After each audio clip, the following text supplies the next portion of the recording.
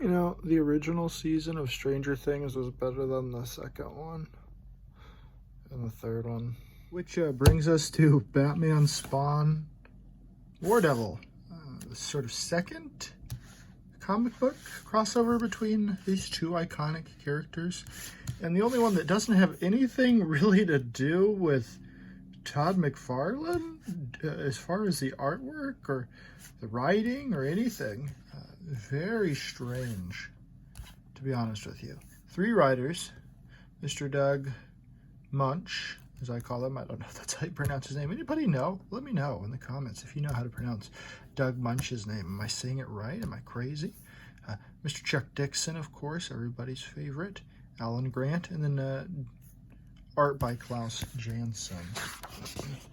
As you look in here, and again, you know, Batman, Spawn, War Devil, 3 writers on a pretty short book, artist and colorist, Klaus Janson. So that's pretty interesting. I don't know what it means, computer colorist. I don't really understand what that means in terms of this book because it already said Klaus Janson colored it. But it's interesting. So there's no time you really see Todd McFarlane's name other than later on the copyright page. Spawn created by Todd McFarlane. Interesting book. Kind of bland in a way. Basically, you start out with this baby Virginia Dare, the first child born in the Americas, to British, I guess. I mean, obviously, American Indians have been having children for a long time. But it reminded me of Marvel 1602 by Neil Gaiman. Also has Virginia Dare in it, which I thought was interesting, which came out much later. And, ironically, I guess, was used to fund the lawsuit with Todd McFarlane over the characters that Neil Gaiman created. So that's interesting. That's an interesting little tidbit there. But you can see Klaus Janson's artwork. I have a rough time with Klaus Janson's artwork. Obviously, he's great. He's known as an inker, primarily, especially of Frank Miller's stuff. And, I mean, this is all decent stuff. The colors are pretty interesting here. Pretty striking. And if he did the coloring on this, as we saw in the beginning, they're pretty good. I don't know what the difference between colors and computer colors are in this, but it's interesting. But you have really good images like this one of Bruce Wayne dressed up as Matches Malone. But the story's kind of hard to follow. It kind of just throws you in there, and there's names thrown out, and there's no real Batman villains that you can recognize, and just overall kind of confusing. But when Klaus Janson draws Batman, so this looks good. When he draws Batman, it always kind of looks a little bit off, like his head's a little too thin, especially compared to that one where he looks normal.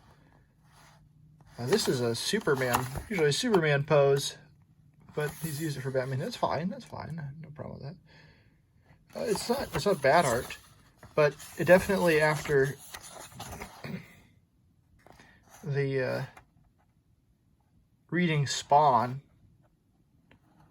and seeing Todd McFarlane's art, it's a little too traditional, I guess you'd say. There's nothing really out there. There's lots of good, competent stuff, but everything feels kind of restrained, and so Spawn doesn't really pop off the page in any of the panels I can remember during it. I mean, just the colors are probably the best part of this, honestly. There's really popping colors. And, of course, the inks are Klaus Janson-y. Let's see here, some interesting stuff. Interesting use of color. You see, like, Batman's kind of restrained to reality in a lot of this. Like, I think if this were a McFarlane thing, this cape would be billowing out more and would look a little bit more McFarlane-y. You can see sometimes he tries to do that in this, Klaus Janson. See, there's some billowing cape there. But it's kind of a strange book. There's a interesting ink page that I was looking for. You saw those, the splatter effects and everything, kind of reminiscent of some of his work with Frank Miller. Yeah, overall, I was a little bit underwhelmed by this, to be honest with you.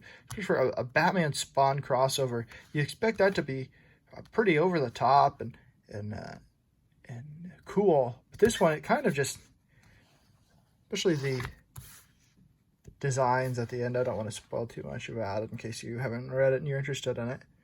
But just kind of meh, I guess, which is sad. You expect a Batman Spawn crossover to be huge, right? I mean, I have a collage up there in the wall.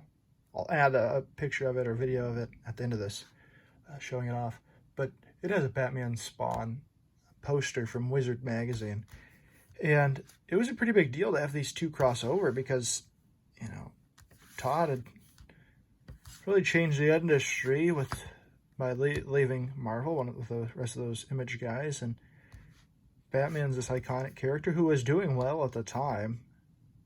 You'd think it'd be a match made in heaven, but definitely this one was a little bit on the mess side. It's okay though. It's still got some fun art. Just not what you'd expect from a Spawn comic. All right, so here's that collage I was talking about. Basically from old Wizard magazines I cut up. There's Lobo and Etrigan.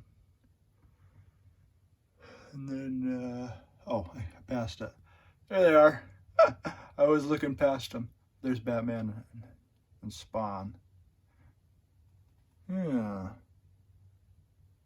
Pretty cool. Rusty and Big Guy, that's a Frank Miller thing. Some cool stuff.